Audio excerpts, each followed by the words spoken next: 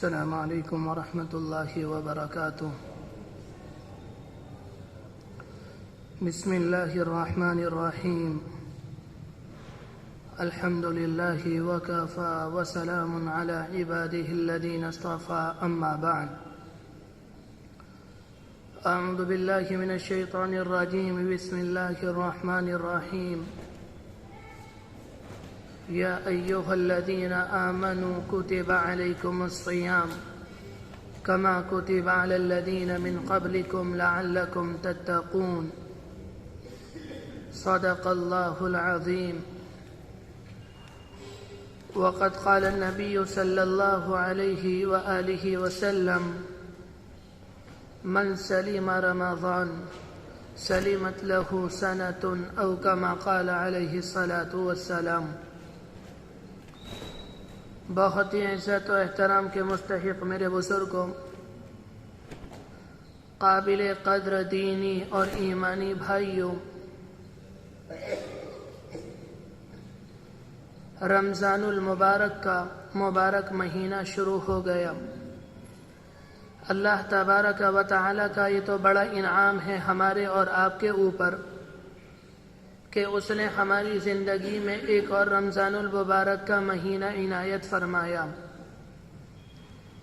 اس موقع پر ہمیں یہ بات یاد رکھنی چاہیے کہ پچھلے رمضان المبارک میں نہ جانے کتنے بھائی بہن، رشتہ دار اور دوست و احباب ہمارے ساتھ رمضان کے روزوں میں شریک تھے، تراویحوں میں شریک تھے، رمضان المبارک کی رحمتوں اور برکتوں سے فیضیاب ہو رہے تھے۔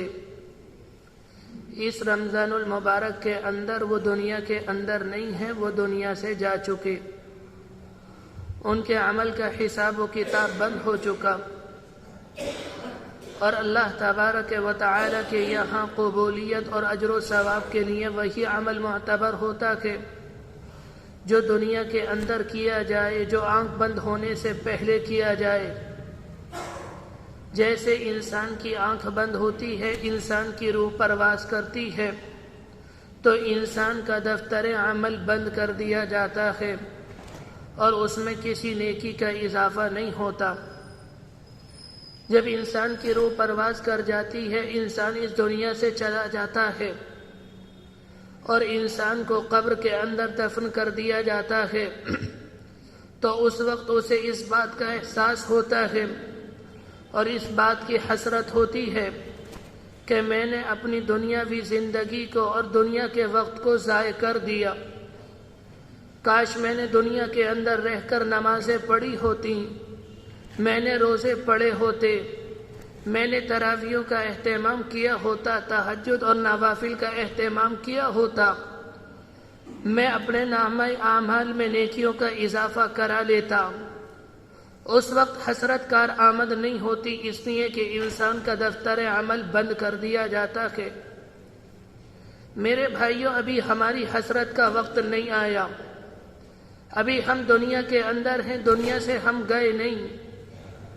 تو آج ہمارے پاس وقت ہے کہ ہم نمازوں کا اہتمام کریں، ہم رمضان المبارک میں بہت شاندار طریقے سے روزے رکھیں، ہم بہت شاندار طریقے سے تراویح پڑھیں۔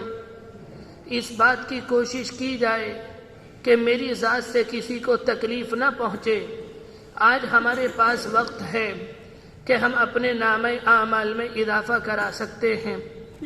جب بندہ دنیا سے چلا جاتا ہے اور قبر کے اندر دفن کر دیا جاتا ہے، وہ نماز نہیں پڑھ سکتا، وہ روزہ نہیں رکھ سکتا، اسے اس بات کی حسرت ہوتی ہے کوئی دنیا میں ہمارے لیے دعائیں مغفرت کرے، کوئی ہمارے لیے استغفار کرے، کوئی ہمارے لیے قرآن مجید پڑھے اور اس کے بعد ہمارے لیے ایصال ثواب کرے۔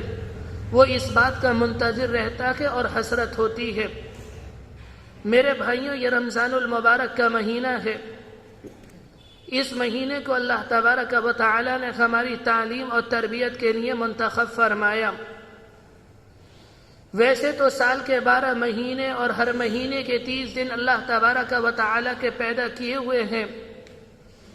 ظاہری طور پر رمضان المبارک اور سال کے 11 مہینوں میں کوئی فرق نظر نہیں آتا، جس طرح سے سال کے 11 مہینوں میں سورج طلوع ہوتا ہے اور غروب ہوتا ہے، بالکل اسی طرح سے رمضان المبارک میں بھی طلوع ہوتا ہے اور غروب ہوتا ہے۔ جس طرح سے سال کے 11 مہینے میں دن و رات کا آنا اور جانا لگا رہتا ہے، اسی طرح سے رمضان المبارک میں دن آتا ہے اور رات آتی ہے، دن جاتا ہے، رات چلی جاتی ہے۔ لیکن اللہ تبارک و تعالی نے بعض مہینوں کو اور بعض دنوں کو اپنی طرف منسوب فرمایا کہ یہ میرا مہینہ ہے اور یہ میرا دن ہے۔ اس نسبت کی وجہ سے اس دن کو، ان مہینے کو دنیا کے دوسرے دنوں اور دوسرے مہینوں کے مقابلے میں کچھ امتیاز، کچھ فضیلت حاصل ہو جاتی ہے۔ دنیا کے اندر جس چیز کو اللہ کی نسبت مل جائے تو وہ چیز ممتاز ہو جاتی ہے۔ مثال کے طور پر بیت اللہ کو لے لیں، پتھروں کی بنی ہوئی ایک عمارت ہے، اس پہ رنگ و روغن نہیں، اس پر تو پلاسٹر بھی ٹھیک نہیں، لیکن اللہ تبارک و تعالی نے اس کو اپنی طرف منسوب کیا کہ یہ میرا گھر ہے۔ اس کے نتیجے میں اس کے اندر ایسی کشش پیدا ہو گئی کہ ساری دنیا کے اندر جتنے لوگ ہیں، عربی ہوں یا عجمی، کالے ہوں یا گورے ہوں، انگلش کے بولنے والے ہوں یا عربی کے بولنے والے ہوں، دنیا کے حسین ترین مناظر کو چھوڑ کر بیت اللہ کو دیکھنے کے لیے جاتے ہیں، اور اسے دیکھ کر آنکھوں کو جو ٹھنڈک ملتی ہے، دل کو جو سکون ملتا ہے اور طبیعت کے اندر جو اطمینان آتا ہے، دنیا کی کسی عمارت کو دیکھ کر وہ سکون نہیں ملتا، اس لیے کہ اللہ نے اسے اپنی طرف منسوب کیا کہ یہ میرا گھر ہے۔ بالکل اسی طرح سے یہ رمضان المبارک کا مہینہ ہے، یہ بھی سال کے 11 مہینوں کی طرح ایک مہینہ ہے، لیکن اللہ تبارک و تعالی نے اس مہینے کا انتخاب کیا اور قرآن مجید کو اس مہینے میں نازل کیا۔ شہر رمضان الذی انزل فیہ القرآن، یہ وہ مہینہ ہے جس میں ہم نے قرآن مجید کو نازل کیا۔ اللہ نے اپنے کلام کے، اپنے قرآن کے نزول کے لیے اس مہینے کا انتخاب کیا۔ اس انتخاب کرنے کی وجہ سے دنیا کے دوسرے مہینوں کو اس مہینے کے مقابلے میں کوئی فضیلت نہیں، بلکہ اس مہینوں کو دنیا کے تمام مہینوں کو 11 مہینوں کا سردار بھی کہا جاتا ہے کہ رمضان المبارک کو وہ فضیلت حاصل ہے جو کسی اور مہینے کو نہیں۔ تو میرے بھائیو، جب اس مہینے کی یہ فضیلت ہے، اس مہینے کی یہ اہتمام ہے، اور اللہ نے اس کے بارے میں فرمایا ہم نے اس مہینے کو فضیلت یوں دی کہ اس مہینے میں قرآن مجید نازل ہوا، تو ہمیں اس کا اہتمام کرنا چاہیے۔ اپنے اس ملک کے اندر اور دنیا کے دیگر ممالک کے اندر رمضان المبارک کے آنے سے پہلے تقریبات منعقد کی جاتی ہیں جنہیں استقبال رمضان کا نام دیا جاتا ہے۔ استقبال رمضان کا دنیا کا طریقہ یہ ہے، کہیں پنڈال لگا لیا جاتا ہے، کہیں کسی ہال کو ڈیکوریٹ کیا جاتا ہے، مزین کیا جاتا ہے، شروع میں 1-2 نعتیں پڑھی جاتی ہیں اور رمضان کو تعلق سے 2-4 لوگ بات کرتے ہیں، اور اس کے بعد وہ تقریب ختم ہو جاتی ہے۔ یہ ایک رسم ہے جس کا دین سے کوئی تعلق نہیں، شریعت سے کوئی تعلق نہیں، اور صحابہ اکرام کے عہد مبارک میں اس کی کوئی نظیر نہیں ملتی۔ جو لوگ رمضان کی تقریب استقبال رمضان کے نام سے منعقد کرتے ہیں، اس سے تو صاف یہ بات نظر آتی ہے کہ وہ رمضان کا اہتمام صرف چند گھنٹے کے لیے کرتے ہیں، اس کے علاوہ کچھ اور نہیں۔ جبکہ صحابہ اکرام کے بارے میں آتا ہے انہیں رمضان المبارک کا 6 مہینے پہلے سے انتظار رہتا، اور خود اللہ کے رسول علیہ السلام کے بارے میں آتا ہے کہ آپ شعبان میں کبھی 29 اور کبھی 28 روزے رکھتے، اس طرح سے آپ رمضان المبارک کا استقبال کرتے۔ اگر کوئی انسان رمضان المبارک کا استقبال کرنا چاہے تو حدیث شریف کے اندر آتا ہے کہ رمضان المبارک سے 1 دن پہلے شعبان کے آخری دن میں اللہ کے رسول علیہ السلام نے تمام صحابہ اکرام کو جو مدینہ منورہ کے اندر تھے جمع فرمایا اور آپ نے خطبہ دیا۔ سلمان فارسی رضی اللہ عنہ بیان کرتے ہیں کہ ہم اللہ کے رسول علیہ السلام کے سامنے موجود تھے، خطبنا رسول اللہ صلی اللہ علیہ وسلم آخر یوم من شعبان، اللہ کے رسول نے شعبان کے آخری دن میں ہمیں ایک خطبہ دیا اور آپ نے یہ بات ارشاد فرمائی، یا ایھا الناس قد اظلکم شہر عظیم شہر مبارک فیہ لیلۃ خیر من الف شہر، اے لوگو تمہارے اوپر ایک ایسا مہینہ سایہ فگن ہونے والا ہے جو بڑی رحمتوں والا اور بڑی برکتوں والا ہے، اس مہینے کے اندر ایک رات ہے جو 1000 مہینوں سے بہتر ہے۔ پھر آپ نے فرمایا جعل اللہ صیامہ فریضہ وجعل قیام لیلہ تطوعا، اللہ نے اس مہینے کے دنوں میں روزے کو فرض قرار دیا اور اس کی رات میں عبادت کو نفل قرار دیا۔ پھر فرمایا فمن تقرب فیہ بخصلۃ من الخیر کان کمن ادى فریضۃ فیما سوا، جو کوئی اللہ کا بندہ رمضان میں نیک کام کر کے، خیر کا کام کر کے، بھلائی کا کام کر کے یا کوئی نفلی عبادت کر کے اللہ کا تقرب حاصل کرنا چاہتا ہے، وہ اس انسان کی طرح ہے جس نے غیر رمضان میں کوئی فرض ادا کیا۔ رمضان المبارک میں اللہ کی رحمتیں برستی ہیں اور نوافل کا اجر و ثواب بڑھا کر فرائض کی برابر کر دیا جاتا ہے۔ اتنی بات تو ہم اور آپ جانتے ہیں کہ فرائض الگ ہوتے ہیں، نوافل الگ ہیں۔ نوافل انسان کے اوپر فرض نہیں، تہجد کی نماز انسان پر فرض نہیں، اشراق انسان پر فرض نہیں، چاشت اوابین انسان پر فرض نہیں۔ اگر کوئی انسان یہ نمازیں نہیں پڑھے گا تو انسان گناہگار نہیں ہوگا، لیکن فرائض انسان کے ذمے، انسان کے اوپر فرض ہیں۔ فجر کی نماز، ظہر کی نماز، عصر کی نماز، مغرب اور عشاء کی نماز، اسی طرح سے رمضان المبارک کے یہ روزے انسانوں کے اوپر فرض ہیں۔ اگر کوئی انسان ان میں کوتاہی کرے گا، غفلت سے کام لے گا اور سستی کرے گا، وہ انسان جان بوجھ کر نماز چھوڑے گا تو انسان گناہگار ہوگا۔ اس لیے ان کا گناہ زیادہ ہے تو ان کا ثواب بھی زیادہ ہے۔ تو فرائض کا ثواب زیادہ ہوتا ہے نوافل کے مقابلے میں۔ اگر کوئی انسان رمضان المبارک میں نفلی کام کرے گا تو اسے فرض کی برابر ثواب ملے گا۔ پھر آپ نے فرمایا ومن ادى فیہ فریضہ کان کمن ادى فی 70 فریضۃ فیما سوا، جس نے رمضان المبارک کے اندر کوئی فرض ادا کیا تو یہ بالکل ایسے ہے جیسے اس نے غیر رمضان میں 70 فرض ادا کیے۔ غیر رمضان میں یعنی رمضان المبارک کے علاوہ سال کے 11 مہینے میں 70 فرض نمازوں کا جو ثواب ہوتا ہے وہ رمضان المبارک کی ایک فرض نماز کا ہوتا ہے۔ اس کے بعد آپ نے فرمایا وَهُوَ شَهْرُ الصَّبْرِ، یہ رمضان المبارک کیا ہے؟ یہ تو صبر کا مہینہ ہے۔ عام طور پر ہم اور آپ یہ سمجھتے ہیں صبر یہ ہے اگر کسی انسان کو کوئی تکلیف پہنچ جائے، کوئی انسان کسی مصیبت میں گرفتار ہو جائے، کسی کو کوئی پریشانی لاحق ہو جائے، کسی کے ہاں کسی کا انتقال ہو جائے، وہ انسان روئے نہیں، وہ انسان چیخے اور چلائے نہیں، واویلا نہ کرے، تو ہم کہتے ہیں اس انسان نے صبر کیا، یہ بھی صبر ہے۔ لیکن قرآن مجید کی اصطلاح میں صبر کا مفہوم بہت وسیع ہے۔ شریعت کے اندر صبر اس بات کو کہتے ہیں انسان کا کسی ایسے کام پر اپنے آپ کو آمادہ کرنا، اپنے آپ کو زبردستی آمادہ کرنا، انسان کی طبیعت اس کو ناگوار سمجھتی ہو۔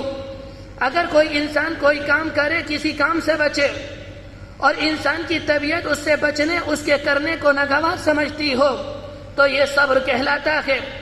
مثال کے طور پر نماز ہے، اذان ہوئی اور نماز کا وقت قریب آیا، نماز میں 5 منٹ ہیں، انسان بیٹھا ہے، سستی ہے، کاہلی ہے، سو رہا ہے، لیکن جیسے ہی انسان کو خیال آیا نماز کا وقت قریب ہے، انسان اپنی سستی کو دور کرے، اپنی کاہلی کو دور کرے اور اللہ کے لیے مسجد میں جا کر جماعت کے ساتھ نماز پڑھے، یہ بھی صبر کہلاتا ہے۔ اسی طرح سے انسان کا دل چاہ رہا ہے کہ اپنی آنکھوں کو میں ناپاک کروں، میں اپنی آنکھ کسی نامحرم اور غیر محرم یا کسی لڑکی کے اوپر ڈالوں، یا غلط تصویروں کو دیکھوں یا برہنہ تصویروں کو دیکھوں، لیکن انسان دل کے اندر یہ بات لے کر آئے کہ آنکھ اللہ کی عظیم نعمت ہے، میں اسے اللہ کی نافرمانی میں استعمال نہیں کروں گا، غیر محرم کی طرف دیکھنے سے اللہ کے رسول نے منع کیا۔ انسان یہ بات دل کے اندر لے کر آئے، اپنے آپ کو گناہ سے روک لے، یہ بھی صبر کہلاتا ہے۔ انسان مجلس کے اندر، محفل کے اندر بیٹھا ہوا ہے، لوگ غیبتیں کر رہے ہیں اور جھوٹ بول رہے ہیں، انسان کا دل چاہ رہا ہے میں بھی غیبت کروں، میں بھی جھوٹ بولوں، میں بھی دو لوگوں کے درمیان آپس میں اختلاف کروں، لیکن انسان دل کے اندر یہ خیال لے کر آئے زبان اللہ کی عظیم نعمت ہے اور میری ایک ایک چیز، میری ایک ایک نقل و حرکت اللہ کے علم میں ہے، مجھے کل اللہ کے سامنے اپنی ایک ایک حرکت کا جواب دینا ہے۔ دنیا کے اندر جو دیکھا اور جو سنا اور جو میں نے اپنی زبان سے ادا کیا، مجھے کل اللہ کو اس کا جواب دینا ہے۔ یہ خیال لا کر انسان اپنے آپ کو گناہ سے روک لے، یہ بھی صبر کہلاتا ہے۔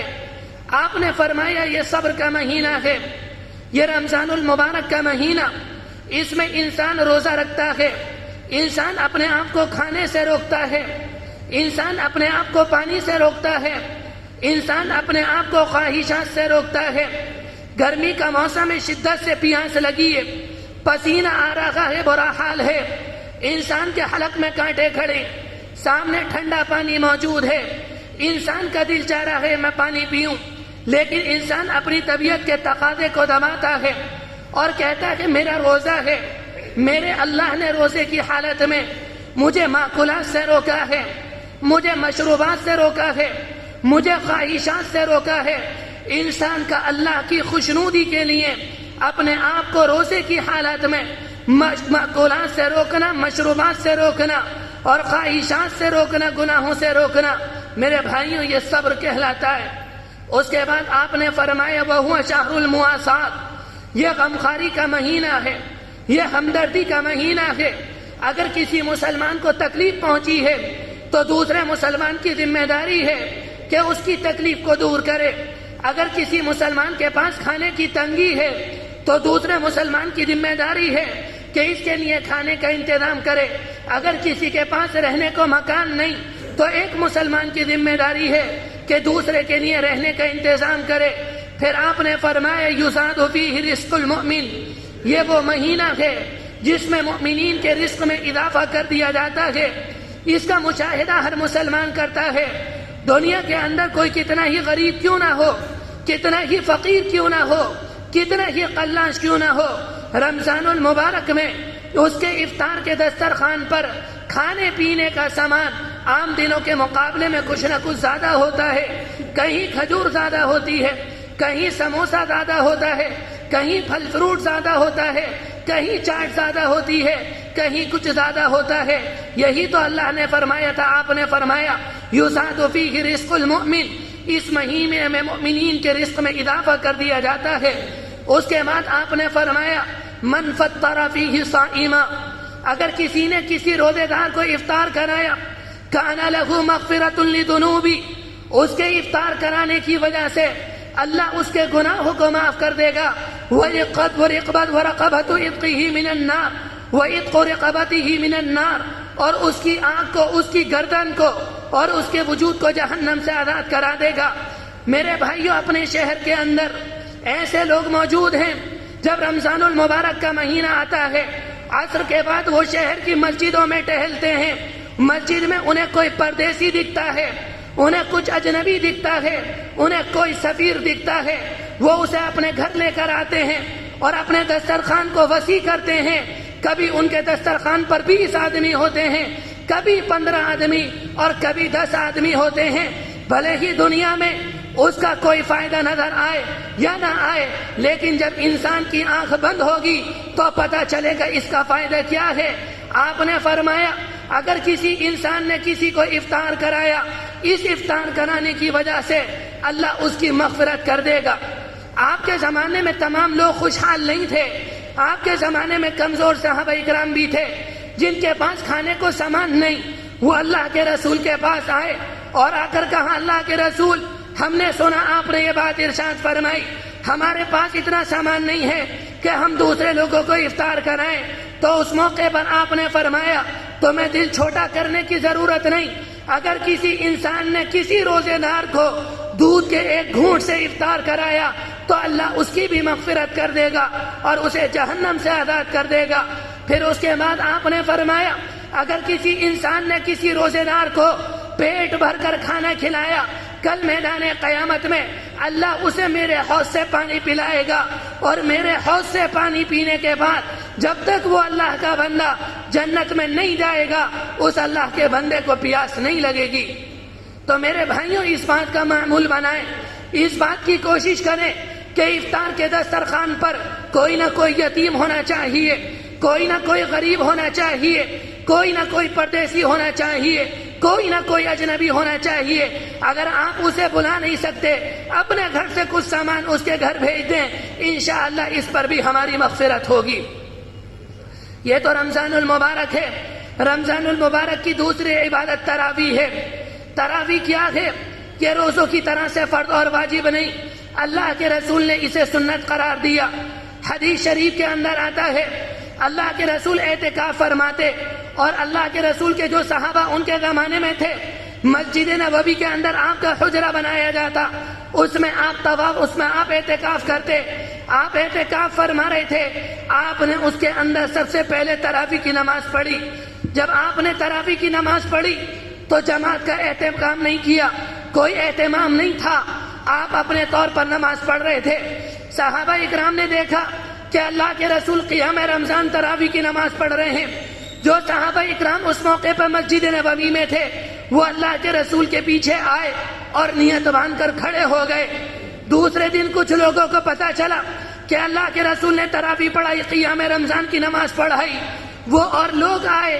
تیسرے دن مدینہ منورہ میں یہ بات عام ہو گئی کہ اللہ کے رسول تراویح کی نماز پڑھا رہے ہیں، قیام رمضان کی نماز پڑھا رہے ہیں۔ سارے کے سارے صحابہ جو مدینہ منورہ میں تھے وہ مسجد نبوی کے اندر آئے، انہوں نے سب کے ساروں نے اللہ کے رسول کی ابتدا میں تراویح کی نماز پڑھی۔ آپ نے نماز پڑھائی، پڑھانے کے بعد آپ کھڑے ہوئے اور صحابہ اکرام کی طرف متوجہ ہوئے۔ آپ نے فرمایا اللہ کو تمہاری یہ نماز فرض بہت پسند آئی، مجھے ڈر ہے کہیں یہ فرض نہ کر دی جائے، اگر یہ فرض کر دی گئی اور تم سستی اور کاہلی کی وجہ سے اسے ادا نہ کر سکے تمہیں عذاب ہوگا۔ آپ نے فرمایا کل سے میں جماعت کے ساتھ نہیں پڑھاؤں گا، تم اپنے طور پر تراویح کی نماز پڑھو۔ صحابہ اکرام نے یہ کیا، کچھ نے انفرادی طور پر پڑھی، کچھ نے 2-4 ہو کر پڑھی، کچھ نے 8-10 کی جماعت بنا کر پڑھی۔ ایک وقت آیا کہ اللہ کے رسول دنیا سے چلے گئے اور یہ نماز اسی طرح سے پڑھاتی جاتی رہی۔ اس کے بعد صدیق اکبر کا زمانہ آیا، اسی طرح سے تراویح قیام رمضان کی نماز ہوتی رہی۔ لوگ انفرادی طور پر، اجتماعی طور پر یہ نماز ادا کرتے رہے۔ اس کے بعد عمر فاروق رضی اللہ عنہ کا زمانہ آیا، رمضان کا زمانہ آیا، وہ تراویح کے وقت میں عشاء کے بعد مسجد نبوی کے اندر گئے۔ انہوں نے دیکھا کہ مختلف ٹولیوں میں تراویح کی نماز ہو رہی ہے، 4 ادھر کھڑے ہیں، 8 ادھر کھڑے ہیں، 25 ادھر کھڑے ہیں، 50 ادھر کھڑے ہیں، کچھ لوگ انفرادی طور پر پڑھ رہے ہیں۔ انہوں نے کبار صحابہ اکرام کو جمع کیا اور یہ بات ارشاد فرمائی، وحی کا سلسلہ منقطع ہو گیا، اللہ کے رسول دنیا سے جا چکے اور آپ کے فرمان کے مطابق اللہ کو یہ نماز بہت پسند آئی۔ میری رائے یہ ہے کہ لوگ انفرادی طور پر اور ٹولیوں کی شکل میں یہ نماز نہ پڑھیں، سارے کے سارے لوگ ایک امام کے پیچھے تراویح کی نماز پڑھیں، اور امام وہ ہوگا جس کے بارے میں آپ نے فرمایا تھا اقرأہم ابی بن کعب، کہ صحابہ اکرام میں ابی ابن کعب سب سے شاندار قرآن مجید پڑھنے والے۔ سارے صحابہ اکرام نے اس پر اتفاق کیا، اور جب اگلا دن آیا ابی ابن کعب کھڑے ہوئے اور تمام صحابہ اکرام نے ان کی اقتداء میں نماز پڑھی۔ ہو سکتا کہ اس کے جواب میں کوئی بھائی یہ کہہ دیں اللہ کے رسول نے نہیں پڑھی، یہ تو عمر رضی اللہ عنہ نے ایجاد کی۔ تو میرے بھائیوں، یہ جو ہم قرآن مجید پڑھتے ہیں یہ اللہ کے رسول نے جمع نہیں کیا، یہ صدیق اکبر نے جمع کیا۔ اور جو قرآن مجید آج لکھا ہوا ہے یہ اللہ کے رسول نے نہیں لکھوایا۔ اللہ کے رسول کے زمانے میں مختلف زبانوں میں قرآن مجید پڑھا جاتا۔ جب قرآن مجید عجم میں گیا، قرآن مجید ان ملکوں میں گیا جہاں قرآن مجید کو پڑھنے میں پریشانی آتی تھی، جو عربی جاننے والے نہیں تھے اور قرآن مجید مختلف زبانوں میں پڑھا جاتا، انہیں پریشانی آئی۔ عثمان غنی رضی اللہ عنہ نے صحابہ اکرام کو جمع کیا اور یہ بات طے پائی کہ اب مختلف زبانوں میں قرآن مجید نہ پڑھا جائے، بلکہ اللہ کے رسول کی جو خاندان ہے اس کی زبان کے مطابق قرآن مجید پڑھا جائے. انہوں نے قرآن مجید کے نسخے تیار کرائے اور پوری دنیا میں شائع کرائے.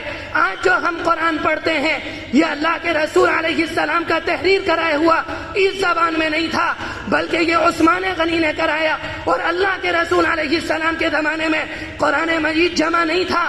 قرآن مجید پتوں پر لکھا ہوا تھا، قرآن مجید ہڈیوں پر لکھا ہوا تھا، قرآن مجید چمڑوں پر لکھا ہوا تھا. یہ صدیق اکبر نے جمع کیا.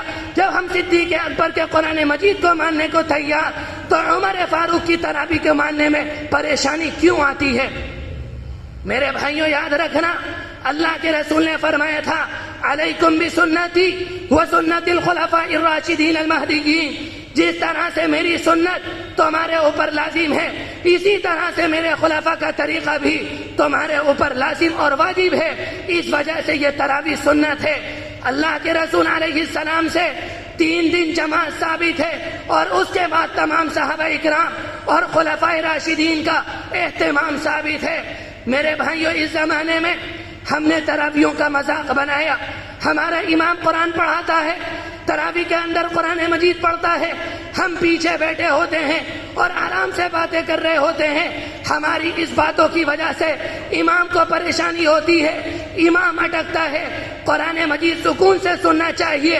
ایک مصیبت ہمارے معاشرے ہمارے سماج میں یہ آئی، لوگوں میں یہ بات عام ہو گئی کہ 8 دن کی تراویح کی جائیں، 10 دن کی تراویح کی جائیں، 15 دن کی تراویح کی جائیں. یہ کوئی طریقہ نہیں. تراویح ہونے کو ہو جائیں گی لیکن یہ بہتر طریقہ نہیں. جن کو کام ہے اور انہیں لگے کہ میں 28 دن میں قرآن نہیں سن سکتا، ان کے لیے تو گنجائش نکلتے ہیں 10 دن میں قرآن مجید سنیں. اور جنہیں کوئی کام نہیں، جو آرام سے پورے مہینے گھر رہتے ہیں، ان کے لیے بہتر یہ ہے کہ وہ آرام سے 25 دن کا، 27 دن کا، 29 دن کا قرآن مجید سنیں. میرے بھائیوں جب ہم رمضان میں پورے روزے رکھتے ہیں تو اسی طرح سے پورے مہینے کا تراویحوں کا اہتمام کریں. رمضان المبارک کا مہینہ ہے، 2-3 باتوں کا اہتمام کریں. نوافل کا اہتمام کریں، قرآن مجید کی تلاوت کا اہتمام کریں، توبہ اور استغفار کا اہتمام کریں، دعاؤں کا معمول بنائیں. آج ہم زندہ ہیں، آج ہم قرآن پڑھ سکتے ہیں، آج ہم استغفار کر سکتے ہیں، آج ہم توبہ اللہ کر سکتے ہیں، آج ہم نمازیں پڑھ سکتے ہیں، آج ہم اپنے نامہ اعمال میں اضافہ کرا سکتے ہیں. لیکن اگر یہ آنکھ بند ہو گئی اور قبر کے اندر چلے گئے، قرآن نہ پڑھ سکیں گے، نماز نہ پڑھ سکیں گے، روزہ نہ رکھ سکیں گے، اپنے نامہ اعمال میں اضافہ نہ کرا سکیں گے. دعا کریں جو بات کہی گئی اللہ تبارک و تعالی عمل کی توفیق نصیب فرمائے. وآخر دعوانا ان الحمد للہ رب العالمین.